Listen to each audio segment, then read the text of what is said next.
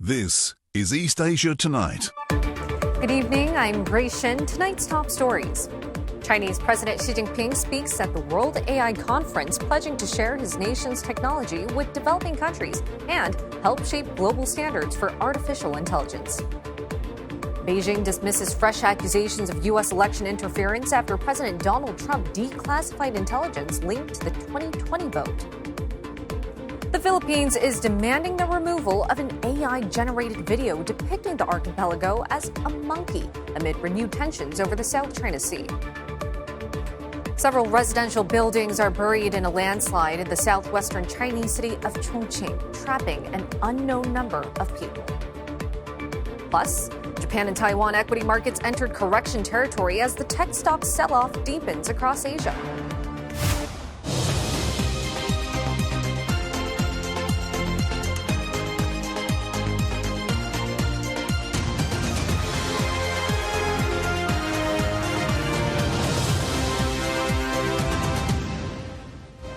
Also tonight, how South Korea, the world's second largest shipbuilding powerhouse, could be key to President Trump's plans to revive U.S. ambitions in the sector.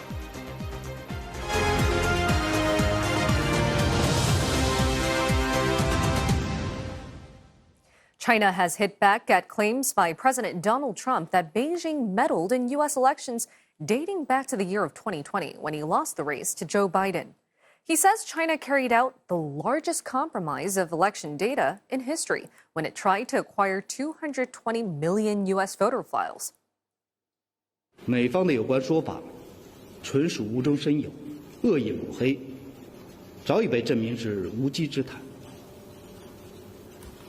中方历来坚持不干涉内政原则，没有兴趣，也从未干涉美国大选。 And Mr. Trump making the accusation over a primetime address, reviving many of his long-standing and disproven claims that U.S. elections are unreliable. He says the White House will release proof of Beijing's hacking of voter files, claiming intelligence agencies had covered it up.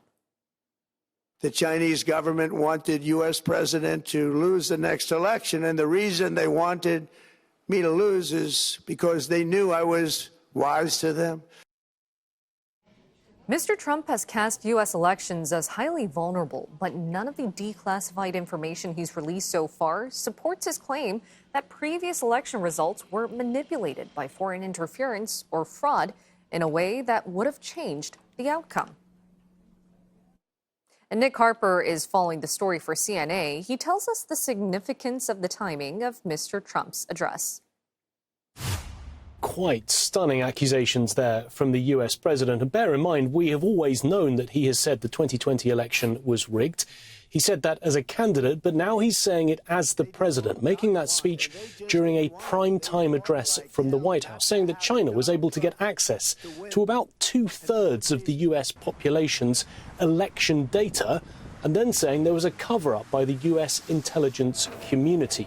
Now, in many ways, China, as an old foe of the US, is an easy target, but it gives Donald Trump something that he's able to talk about at a time that he wants to be able to talk about it: election security. He has now suggested that US elections are not as safe and as secure as many people have thought. He's called the election integrity into question just ahead of the midterm elections, but also at a time when Congress is stalled on one of a key bits of legislation for the US president, the Save America Voter ID Act. This is all about the US president wanting people who vote to show their proof of citizenship and also show photo ID when they go to the ballot to vote. But at the moment, the Senate, even though it has a Republican majority, does not have enough votes to be able to pass that legislation. So a very clear message there from the president. He even said election security demands Congress must pass Voter ID Save America Act. But it also potentially lays the groundwork for federal intervention in the future in elections. At this stage, states control how elections are run. Donald Trump might want to try and change that and have more power over how those elections are run, whether it's the midterms in a few months' time in November, or whether it's the 2028 election. He has been saying that this is all evidence-based, But really, at this stage, I think there will be many, many questions, even though this data has been published on the White House website, how true and how accurate it is from a president who has long maintained that his election in 2020 was rigged. In the meantime, Xi Jinping has laid out China's vision for the future of AI, calling on the world to work together to tackle challenges and ensure it stays under human control. CNA senior correspondent Tan Yuguan reports. The World AI Conference has been the place for AI experts and tech companies to talk shop and show off their wares in China since 2018. But for the first time ever, China's most powerful man opened the event this year. Another sign of just how important AI has become. President Xi Jinping called for people-centered AI for good. 推动构建法律法规、技术监测、风险预警、应急响应体系，筑牢安全底线，防范滥用、恶用，确保人工智能始终处于人类控制之下。 He laid out China's priorities: openness and collaboration, as well as safeguards against misuse, while warning against what Beijing sees as the overextension of national security concerns in AI. 应当共同反对在人工智能领域泛化国际安全概念、国家安全概念，把本国安全凌驾于他国安全之上的做法。 China and nearly 30 countries signed up to be the founding members of the World Artificial Intelligence Cooperation Organization, or WAIC. From Algeria to Zambia, they cover more than a third of the world's population. China first floated the idea for the organization last year. And the president said it is one way China is working to ensure AI is governed with what he called true multilateralism. 要广泛开展国际合作，帮助全球南方国家加强能力建设，弥合数质鸿沟，促进可持续发展，避免在人工智能领域造成新的历史不公。 To that end, the Chinese leader announced 5,000 specialized AI training slots for developing countries over the next 5 years, and international AI cooperation centers for ASEAN, the Arab League, the African Union, Latin America, and the Caribbean, covering nearly every regional bloc in the global south. And to help us unpack more details on the conference, we have Yuan joining us live from Shanghai. So Yuan, what stood out to you at today's event that kicked off? Well, what stood out to me was really quite a few things. First of all, the venue. The venue is just behind me. It's actually called the 世界会客厅. And now this is a pretty historical part of Shanghai. It's right at the heart of Shanghai. Unlike previous years where the opening was actually held at the former site of the World Expo 2010. This year, this site over here is really just a stone's throw from the historic Ban, and across the river, if the camera could just pan to this side, right, is a very, very iconic Shanghai skyline on Lujiazui. Well, you see, and also the lead up to the event, there was something quite different as well. The media was only told last week that there will be a high-level event with many VIPs attending, but there were no clear word that the World AI Cooperation Organization would be launched in Shanghai. So when Xi Jinping delivered the opening speech and gave the conference, that gave the conference much more political weight. And the speech itself was really rooted in history. Xi Jinping placed AI on a much larger historical arc. He acknowledged AI's American origins. He said that he raised the Dartmouth conference in New Hampshire 70 years ago, then compared today's AI wave to earlier turning points such as the invention of the steam engine, electricity, and the internet. He was also presenting AI not just as, so therefore he was not presenting AI as just another tech sector, but as a force that could reshape economies, societies, and global governance. He says AI should not erode cultural diversity, and that countries should protect what he described as the shared garden of civilization, where different civilizations can learn from one another. Now, he also used a music analogy, saying that AI development should not be a solo performance by one country, but rather a symphony. But through the poetic phrases, and the underlying message is pretty clear. China wants to lead and have a bigger say in how AI is developed, governed, and shared. And it is realizing that ambition through openness, cooperation, and the support of the global South. Right. So as you reported, the first day of the WAIC had to do with China's position in the new AI global governance. But what can we expect in the coming days? Well, there are two broad components to the event, the conference and the exhibition. For looking at the official conference program, we can expect the conference to cover the entire AI ecosystem, from governance, safety, computing power, open source models to AI agents, robotics, healthcare, investment, and as well as talent. Right. On the exhibition floor, we have the familiar names, the familiar giants like Alibaba, Tencent, Baidu, and also Ant Group. But there are also many companies, like our viewers might not have heard of outside of China. That gives you a sense of how broad the Chinese AI ecosystem has become. WAIC is really an arena for these companies. They are there not just to show off to visitors. They are also kind of like checking out each other as competition. Right? After all, this matters because they are all. One thing I noticed is that they're all working on very similar fields, right? Robots, medical AI, smart pharmacies, industrial automation,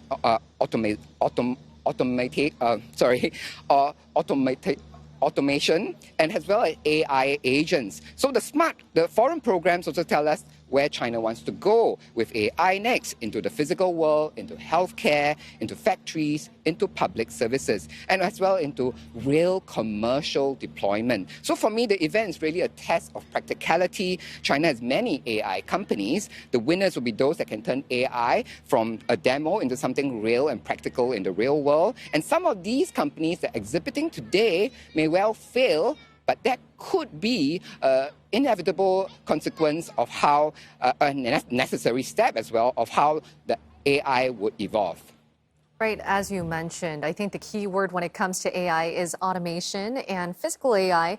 And though China is really promoting such development on those fronts, at the same time, it's implementing regulations, especially to digital companions. So tell us more about that. Well, really, that is really part of the same message that China is making at the World AI Conference. In his speech, Xi Jinping said that AI should become a trusted tool for humanity and that countries need guardrails to prevent misuse and malicious use. China's new rules on AI companion services really fit that mold, really.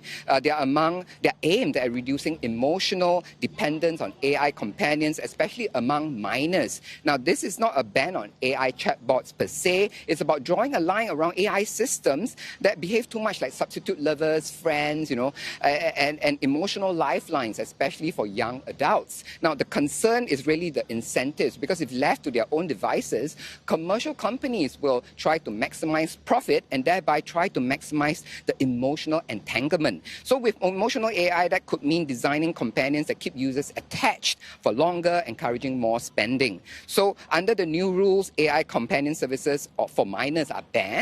Right? For adults, companions can still offer some services, but they're to prevent users from becoming overly attached. And platforms also have to remind users that they're talking to AI and not a human, and encourage them to take breaks. Now, so the broader point is this: China wants to develop AI pretty quickly, but it also wants AI to stay within boundaries set by the state. Develop quickly, but within the boundaries of the state. Thank you so much. That was CNA senior correspondent Tan Yuguan reporting from Shanghai. The Philippines has lodged a formal diplomatic protest with China over an AI-generated video released by Chinese state-run media. The video depicts the Philippines as a monkey doing the bidding of the U.S. and Japan. Manila says the imagery is racist, offensive, and unacceptable, and has demanded that China Daily immediately take down the minute-long video that was put up last Friday. Philippine Defense Secretary Gilberto Teodoro has called it a disgrace, denouncing the material as contemptible propaganda. Beijing says the video does not represent its official position and that it has no comment. Fault lines and ties over the South China Sea have been brought to the table this week, with Manila celebrating the 10th anniversary of an international arbitration ruling that invalidated Beijing's expansive claims in the disputed waters. China rejects the decision, boycotting the proceedings entirely and dismissing the judgment as null and void. A landslide in southwest China has buried several residential buildings in Chongqing. The number of affected people is yet unknown. State media reporting at least 9 people rescued as search and rescue operations continue. The landslide struck Pingshui County after heavy rain sent rocks and soil down a mountainside and into a residential area near the Wujiang River. Authorities have deployed emergency teams and disaster relief supplies to those affected. And CNA's Deborah Wong joins us live from Shenzhen. Deb, what's the situation on the ground over in Chongqing? So we know that the incident happened at about 9 a.m., but workers had already discovered that there was scattered rocks, essentially signs that a landslide was potentially going to happen at around 8 a.m. And so they started evacuation. They started to evacuate around 60 people, from the residential buildings around there. But midway through that evacuation, the landslide happened and several buildings collapsed because of it. So 9 people rescued so far, but it's still quite unclear the total number of casualties, how many people are dead. We still are not sure of that figure because the rescue operations are still ongoing and authorities say they will be releasing that figure later. We know that they're racing against time because extreme weather is happening all around China right now. It's unclear if the land situation there is unstable. So, they're still trying to race against time. They've already deployed around 300 rescue personnel. The Minister of the Emergency Management Ministry, in fact, is leading the charge right there in Chongqing. And, the process, they have said it has been quite difficult. If you see videos from local media, we are looking at a huge segment of the mountain collapsing, spilling over the narrow strip of road and into the banks of the Wujiang River. So the road access has been quite narrow for rescue vehicles to access the area. They've parked, on both sides, but still quite a distance away from the rubble. And some cranes have also been deployed to try to dig under the rubble to try to rescue people. So on top of rescue work, authorities are also assessing the surrounding location, evacuating other residents just to make sure that, the slope situation there is stable. But no official reason has been given so far why the landslide occurred, although we know that, the area has reported, multiple red alerts for high temperatures and heavy rain. So that could potentially, lead to that mountainous region facing a lot of instability. It's definitely a race against time, and China has been grappling with severe storms and floods, extreme weather conditions last week. So how are authorities better prepared, or even how are they trying to better prepare for the people there in terms of escape or evacuation? Absolutely. Summer is typically typhoon season in China, but it's actually gotten more intense in the last 2 years. We just saw rare tornadoes hitting central China in Hubei caused massive destruction. We've also been seeing a lot more super typhoons. In fact, Typhoon Ragasa hit western Guangdong last year, and most recently, Super Typhoon Bavi hit the eastern coast of China, not just affecting the Zhejiang and the Fujian province, but also causing prolonged rains and flash floods in the northeast of China. So it's not just a super typhoon incident, but the wider repercussions, the ripple effect of all these natural events happening. Guangxi province, in fact, just next to Guangdong province, where I'm at, experienced a lot of floods last week, and it left many villages, elderly villages, in fact, stranded without electricity, without water, without food. China reported over 30 billion USD of economic losses from natural disasters last year. We're barely at this, into the typhoon season. It just started this year, and already they've spent millions of dollars for disaster relief. And so that number will definitely grow, and it's going to be concerning because local governments right now are still trying to manage their debt. And China does have to explore more sustainable ways to manage that. We know that they've urged local governments to explore early warning system, early evacuation, and also proactive risk assessment. And also the growing space economy in China is producing more companies that has the ability to do data monitoring, space monitoring, in fact, and hopefully that's going to be mitigating the situation down the road. Back to you. Definitely hoping for that to happen. That was CNA's Deborah Wong reporting live from Shenzhen. And we'll head out for a short break, but coming up on East Asia tonight, fast fashion retailer Shein reportedly gets the nod from the Hong Kong exchange in a closely watched attempt at an initial public listing. Plus, Japanese firms dealing with the jump in the cost of rare earths for manufacturing. This as Chinese export controls take their toll.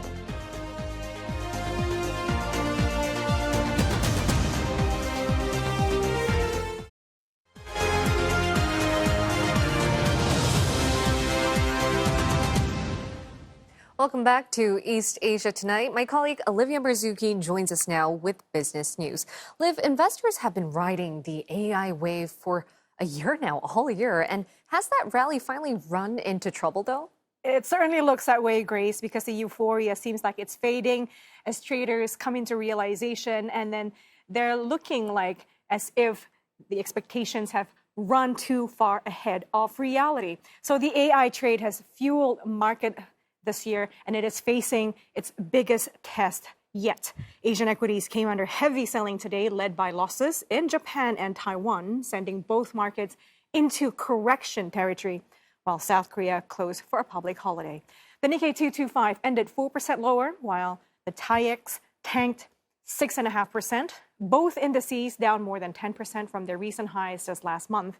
Investors pulling money out of tech after months of outsized gains. We're seeing sharp profit-taking in chips names after recent record highs. Investors are questioning whether the AI boom can generate returns that justify those valuations. Taiwan's TSMC off by more than 7%, even after posting record earnings and bumping up its full-year outlook.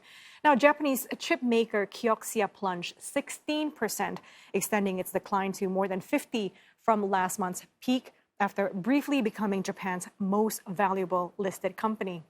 Analysts say that investors are rotating out of richly valued AI stocks after this year's rally, although many still expect long-term demand for AI infrastructure to remain intact. And Greater China markets ended the day sharply lower, tracking a broader sell-off in Asian tech stocks as investors turn cautious on heavy spending on AI infrastructure.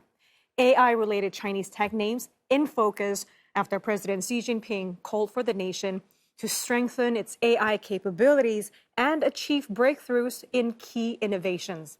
China's AI and cloud computing giants all nursing steep declines with losses of more than 3% for Alibaba and Baidu, more than 4% down for Tencent as investors assess President Xi's AI push. CXMT, or Chongqing Memory Technologies, is China's biggest memory chip maker. It has attracted strong retail investor demand for its $8.6 billion initial public offering, an amount which could rise to close to $10 billion if a green shoe allotment is exercised. The company says its retail share offering was more than 200 times oversubscribed, even after a share clawback from institutional investors making it Asia's largest IPO so far this year. The final allocation rate for retail investors was about 0.47%, the highest winning rate ever recorded on Shanghai's tech-focused star market. Despite the strong demand, the oversubscription rate was lower than many recent Chinese IPOs, reflecting growing caution as Chinese tech stocks come under pressure. The Star 50 index has fallen nearly 20% from its 1st of July peak, with some investors concerned that mega listings such as CXMT could drain market liquidity. Shein is one step closer to going public in Hong Kong after the e-commerce platform reportedly received the go-ahead from the Hong Kong's Exchange Listing Committee. Now, this comes after 2 failed IPO attempts in New York and London as the company came under regulatory scrutiny. Shein's Hong Kong listing will be closely watched as a test of investor appetite for large consumer deals. The fashion giant is seeking a valuation of up to $50 billion. That is less than half what the company sought in the U.S. And that's as Shein and other competitors have seen a slowdown in sales and web traffic amid weaker consumer sentiment and rising competition in key markets. And Japanese firms are bearing the brunt of China's rare earth export curbs. A survey shows that companies are paying on average more than 20% since last year. Beijing's move to restrict Japan's access to rare earths earlier this year is widely seen as a response to Prime Minister Sanei Takaichi's comments on Taiwan last November. It is not the first time that China has curbed rare earth exports to Japan. An incident near disputed islands in 2010 saw China halt mineral exports to Japan, sending prices soaring up to 10 times the following year. While Japan managed to reduce its reliance on China for the critical minerals, the country still imports almost 2/3 of its demand from China. And that's all the wrap in business for you. Happy Friday, Grace. Happy Friday to you, and thank you for the business news. Now, ahead on East Asia tonight, how South Korea could be key to U.S. plans to quickly rebuild its navy. And China calls on the U.S. and Iran to stop fighting as the warring sides trade attacks on infrastructure in the Middle East.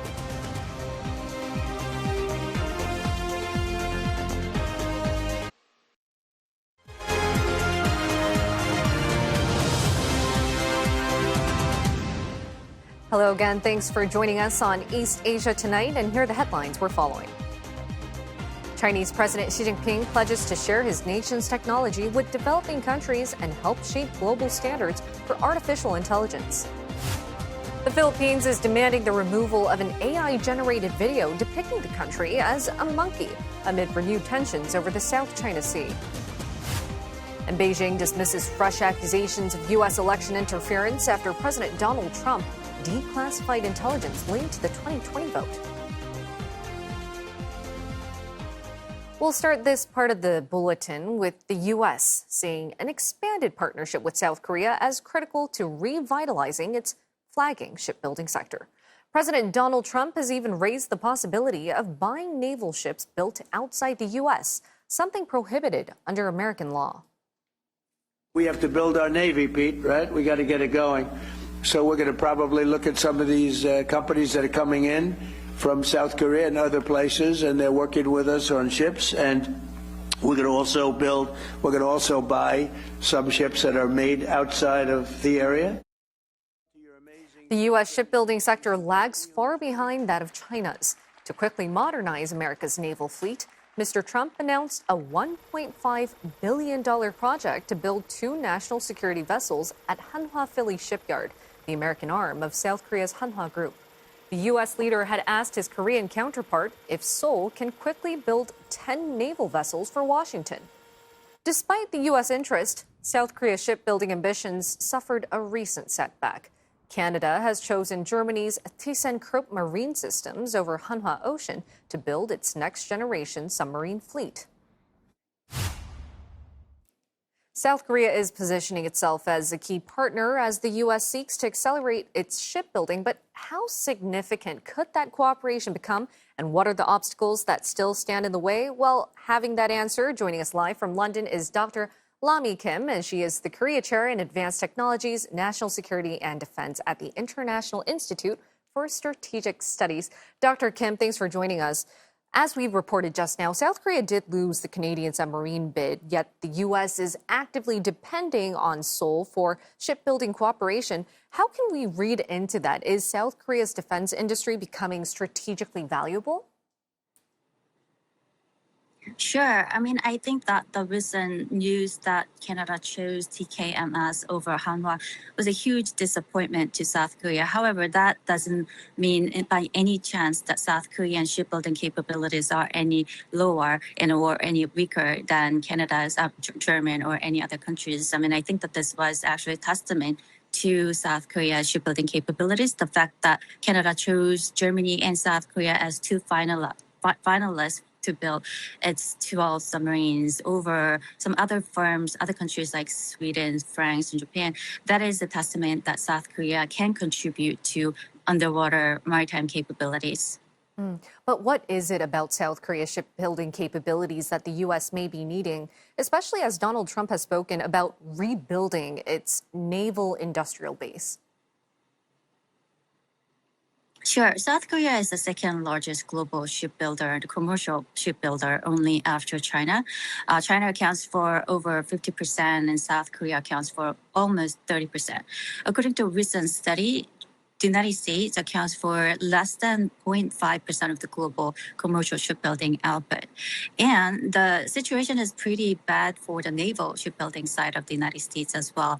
The U.S. operates below 300 naval vessels, whereas China operates over 350 naval vessels. And then the gap will continue to grow because China can build ships more quickly than the United States. And so the reason why I think that South Korea can contribute to revitalizing the U.S. naval shipbuilding industry capabilities is because South Korea has skilled workers in a modern shipyard, the two things that the United States doesn't have. The U.S.'s government report analyzed what the problem is for the U.S.'s shipbuilding, and the report can identify those two problems, and then South Korea has that, and South Korea's shipyards in South Korea, and then the shipyards that South Korea is building in the United States, in Philly shipyard and all that, are very modernized. They're smart shipyards that are using automation and digitization and increasingly artificial intelligence and robotics, and so South Korea can simply build ships much faster, on time, and on budget. Now, we do understand that South Korea may have these naval capabilities and technology to assist the United States, but do you think the United States is ready to open up somewhat sensitive information when it comes to defense, especially since there are so many regulations that have been limiting foreign participation in naval shipbuilding? Yes, so there is a political and a legal obstacles to South Korea's entering into U.S.'s naval shipbuilding. The U.S. law prohibits foreign countries from building naval vessels and commercial vessels as well, and their components. But under the law, President of the United States can exercise waiver under national security grounds. And then if President Trump really goes ahead and to get support from South Korea for naval shipbuilding capabilities, I think that the president will have to exercise the waiver authority. But there are still obstacles because Congress is recently going into the completely opposite direction. The Senate version of the 2027 NDAA National Defense Acquisition Act included a clause that prohibits, actually removes the presidential waiver for this waiver authority. And then the House is actually becoming more restrictive. The House version of NDAA bars foreign countries from building naval vessels and their components as well. And so it is difficult to know at this point which version of the NDAA will be finally accepted. But given the fact that both chambers are against foreign companies and foreign countries building U.S. naval vessels, that is not a good sign for South Korea. And the Senate would allow, if the Senate version goes through, the Senate allow the Pentagon will to get support from its allies, the U.S.'s allies, to build 2 vessels, but there are auxiliary vessels like oil tankers, but not combat vessels like frigates and destroyers. But the United States desperately needs destroyers and frigates, and it will really need to get help. And if the United States cannot build them on their own, then it will have to get some help from elsewhere. But there are obstacles. Right. Because Korean companies have so far worked on auxiliary vessels, as you mentioned, and not frontline warships. Now, if the United States would go as far as to changing its legal framework to allow more foreign intervention when it comes to naval shipbuilding, do you think this would give South Korea a bargaining chip when it comes to having more discussions on U.S.-ROK alliance and cost sharing? Yeah, sure. I think if South Korea can contribute to U.S.'s naval and military capabilities, that really changes the traditional and historical discussions that this alliance is one-way street, right? And now the alliance will become and evolve into a more two-way street, reciprocal relationship that will give South Korea huge leverage in defense cooperation and cost-sharing agreement, and then also some other areas like extended deterrence and even trade issues. And that's why my last question to you will be on that concept, because for decades we've seen U.S. alliances in Asia built around mostly troop deployments and security guarantees. Can we say that they're now evolving into industrial alliances where production capacity could be a strategic asset? Yeah, sure. Now, today, we often say the production is deterrence. I mean, today's war will be fought between countries that are building more advanced weapon systems quickly and more effectively. And then that will determine the outcome of warfare. And I think that this alliance, over 70-year-old alliance, will probably have to evolve into something bigger than just mutual defense treaty. And then I think that there is a strong possibility for those countries for South Korea to contribute to the U.S.'s defense industrial base. All right. Thank you, Dr. Lami Kim, sharing her insights from Career Chair in Advanced Technologies, National Security and Defense at the International Institute for Strategic Studies.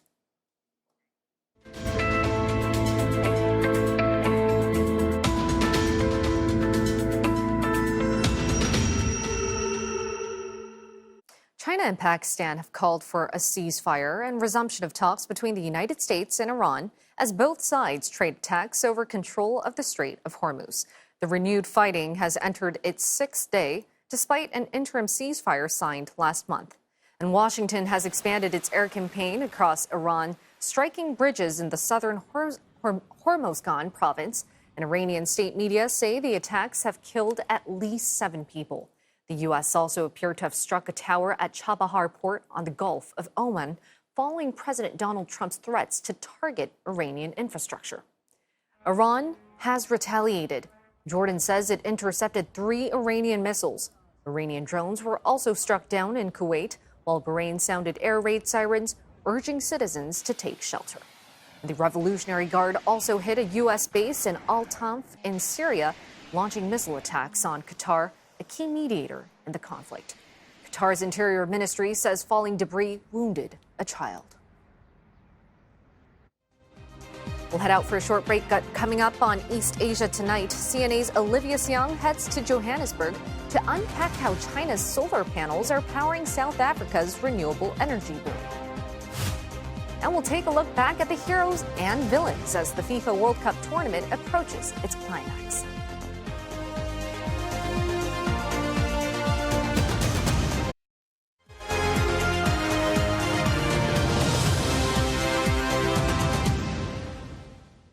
Welcome back. Chinese-made solar panels are powering Africa's renewable energy boom. Exports to the continent have continued to surge this year, with South Africa among the biggest buyers. And this comes also as the West warns of a China shock 2.0. CNA senior correspondent and senior China editor Olivia Xiong reports from Johannesburg.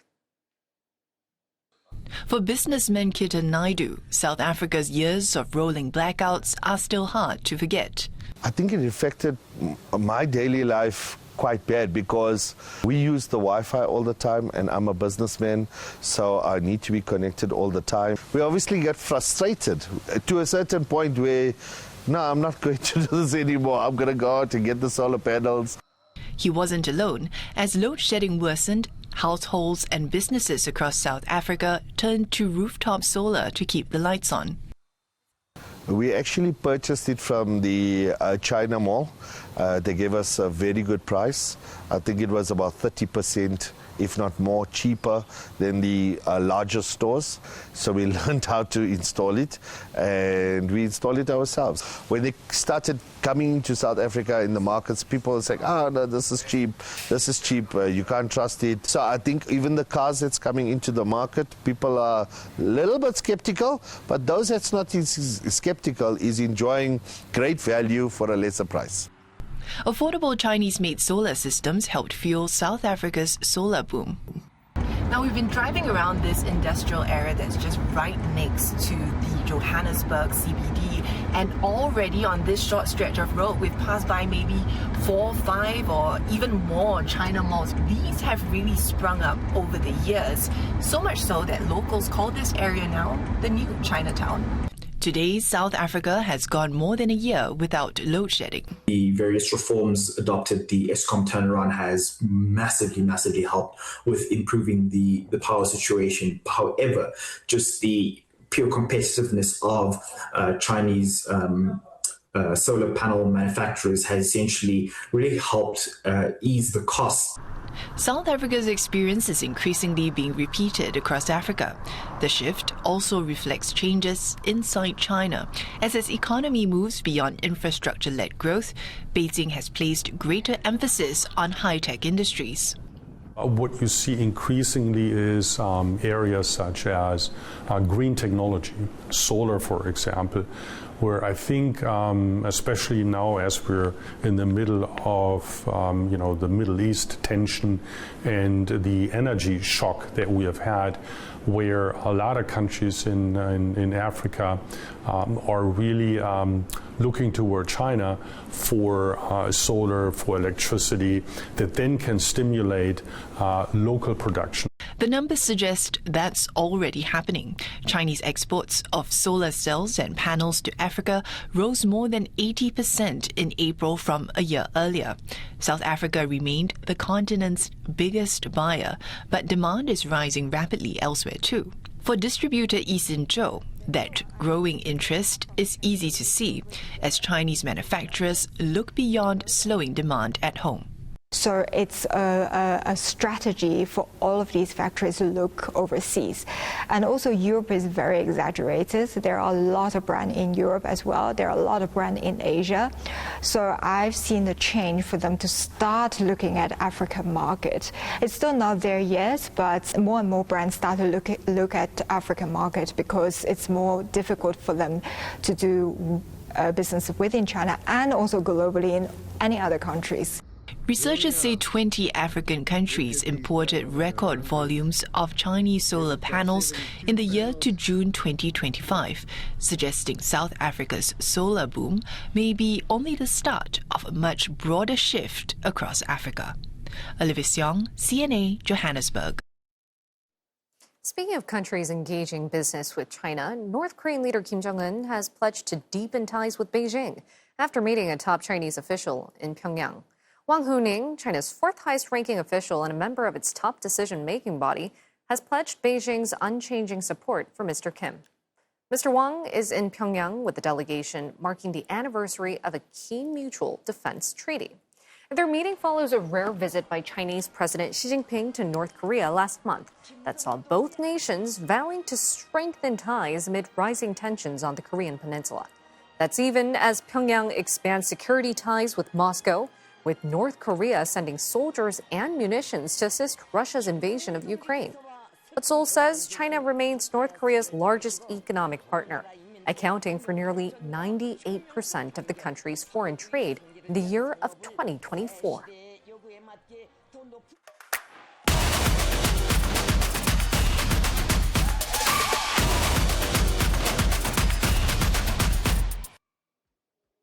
As the excitement builds for this weekend's final two matches of the FIFA World Cup tournament, let's take a look at some of the key moments that went hot on TikTok. No golden boot this time round, but Norway's Erling Haaland definitely won the hearts of many online. From his collaboration with the Chinese herbal tea brand to his so-called meme-worthy expressions on the pitch, the internet has turned the 25-year-old into an idol of sports.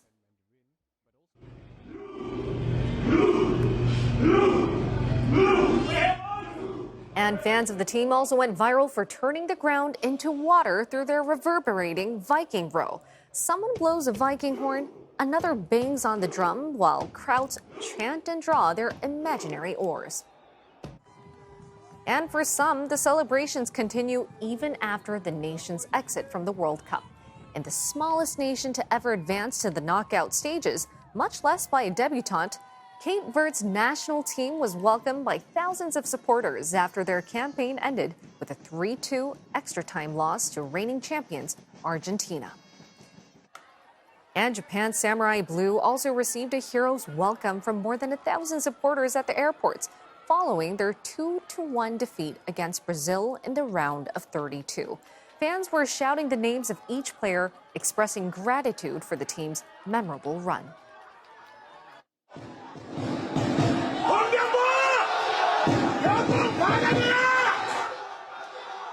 But a stark contrast in neighboring South Korea, crowds had gathered at the airport to jeer at returning players and the coach. Some holding a protest demanding the resignation of the head coach for failing to advance the team past the group stage. Another controversy, the suspension of a red card ban on U.S. striker Folarin Balogun. President Trump took credit for it and claimed he called the FIFA chief and asked him to review the decision. The unprecedented move spurred criticism, and Mr. Trump will be attending the final match this weekend, where he's set to present the trophy to the winning team. And some schools in Singapore will allow their students to report late because of the World Cup, with one even organizing an overnight watch party on campus for the final on Monday morning. Educators say the one-off move gives students a chance to bond over a shared football experience. Defending champions Argentina will take on Spain in the finale of the football showpiece at 3 p.m. Eastern on Sunday, which is 3 a.m. Singapore on Monday. And up to 350 students at Singapore's Victoria School will spend the night on campus for a supervised World Cup watch party. They'll sleep before kickoff and then watch the match live together in the school auditorium. But it's straight to classes when school begins at 7:30 a.m. after a couple of hours of rest.